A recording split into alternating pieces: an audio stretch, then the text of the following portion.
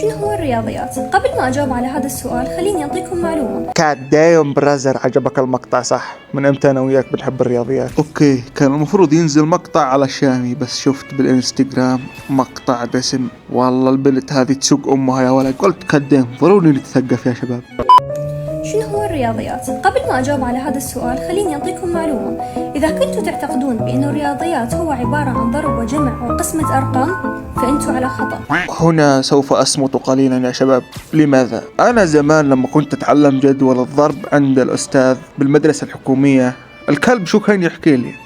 كان يحكي لي جدول الضرب للضرب، كان يسلخ أمي ضرب. كيف تقولي لي قسمة وضرب مش موجودين في الرياضيات؟ حفرهم الأستاذ بذاني لما صرت كل ما يقولوا لي جدول ضرب على طول أزق تحتي من الفجيعة. أو إذا كنتوا تعتقدون بأن الشخص اللي يمتلك حساب ذهني قوي أي يقدر يضرب ويجمع أرقام بسرعة فهو عبقري بالرياضيات فأنتوا أيضا على خطأ، وهذا الشيء كله هو غير مهم بالرياضيات وهو ما يمثل الرياضيات. فإذا شنو هو الرياضيات؟ أوكي، حسيت الجو كدب ده منك سألتيني شو هو الرياضيات. الرياضيات يا أختي الكريمة كان ضرب، عبارة عن ضرب مبرح بعصاية يتجاوز طولها 1.5 متر، مشلكة ببلاستيك أسود، كانت تعطيك الضربة من الأستاذ تطبع 3 أيام. الرياضيات هو عبارة عن تجريدات ذهنية ومنطق. أوكي يا شباب، حسيت إن الموضوع فيه تجريد ومنطق. كان الأستاذ يجردني من صنكم الله الحذاء ويقعد يعطيني جلد، كانوا يسموها عندنا في اليمن الفلكة.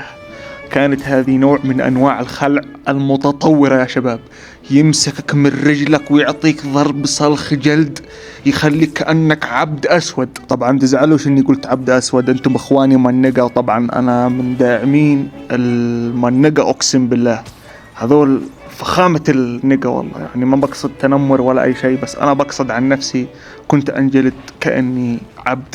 أي يتعامل مع الرموز والمعادلات بدون حتى الحاجة إلى أرقام. لا يا رب يا منقة، هالبنت قاعدة تسوق أمها. كيف جدول ضرب ما في ضرب؟ كيف جدول قسمة ما في قسمة وما في أرقام؟ شو حط خيار وموز وفواكه؟ فإذا ردنا نعرف الرياضيات بكل بساطة هو عبارة عن منطق مجرد. تعرف إيه عن المنطق؟ أعرف إنه كويس. وحش يا ابني لا كويس ولا وحش. وهذا المنطق المجرد اللي هو الرياضيات يستخدم لدراسة الأنماط والهياكل والكميات والمتغيرات.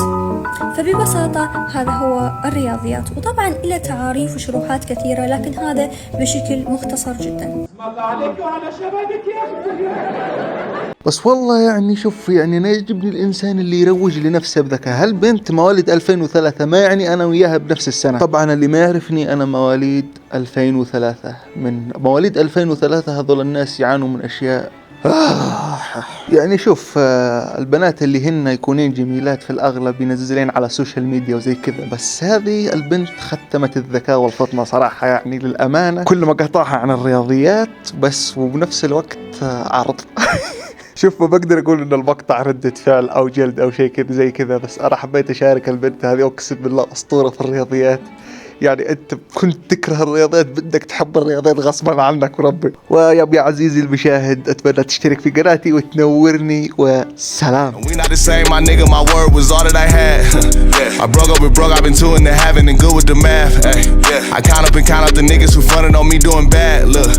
مع الدليل يقول لك لما تكون أصم وتعمل عملية وتتعالج وتكتشف أن الضرطة لها صوت كاديم والله. ويقول لك الابن الوسطاني لما ينطق رأيه بالبيت من سمح للعبد أن يتكلم. شت والله الابن الوسطاني يطحن القلب. يقول لك تقدمت البنت جنوبية ورفضوك، ستورياتك ثانية وكان